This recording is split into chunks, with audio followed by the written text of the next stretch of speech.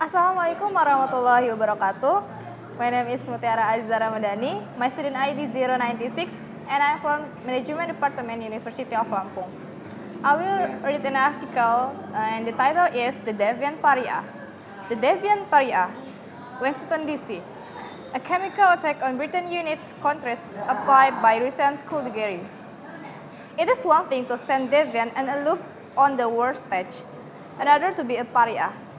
That is the message that Western governments hope President Vladimir Putin will absorb as he digs to coordinated expulsion over 130 Russian diplomats by more than 24 countries in response to a nerve agent attack in Britain. America's decision to throw out 60 Russian official accounts of spying under diplomatic cover was that country's largest such action, exceeding even expulsion in the chilliest years of the Cold War. President Donald Trump's government also ordered the Russian consulate in Seattle to close, citing its proximity to a nuclear submarine base and to the headquarters of Boeing, an aircraft maker. Foreign leaders, notably those from Britain, France, and Germany, used a European Union summit and a flurry of telephone diplomacy to urge allies to act in concert. Suspected spooks were given their marching orders from Oslo to Ottawa and from Copenhagen to Canberra. New Zealand silently admitted it knew of no undercover Russian agents on its soil and so couldn't join the effort. The NATO military alliance asked 7 Russians to leave and order US's mission is at its Brussels headquarters to shrink by a third. Waiters later took care to explain that their confrontation is with Mr. Putin and his cronies. A Trump aides briefing on the explosion on March 26 began with an expression of condolences for scores of children and adults killed in a fire in the Siberian entertainment complex. The blast in the city of Komarevo inspired public protest after investigators said a fire alarm had been switched off and access blocked American drones.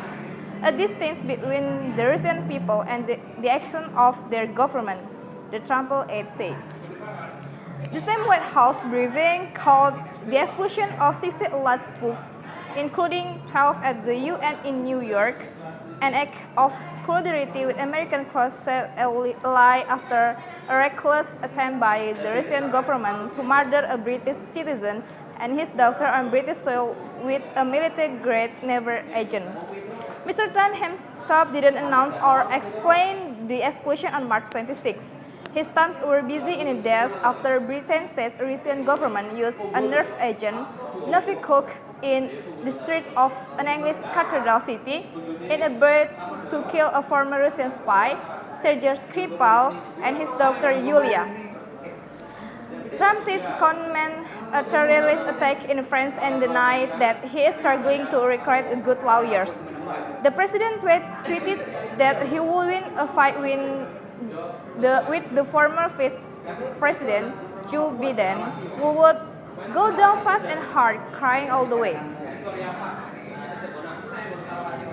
But this Twitter account was silent as 60 Russians were ordered out of this country. Indeed, Mr. Trump has never breathed a word of criticism of Mr. Putin. The most benign account from Mr. Trump's defenders is that he takes a monarchical view of geopolitics, seeking respectful relations with leaders who impress him, even as underslings scrap. Others have less flattering explanations. Russian state media and proxies denied Russian involvement in the Skripal poisoning and offer some fanciful alternative theories. They claim that America invited Novichok, that Britain carried out the possession attack to frame Russia or accidentally allowed nerve agent to leak from a chemical weapons research facility, that Ukraine is behind the whole thing and that defectors are prone to suicide. To Russian propagandists, confusion is a brand.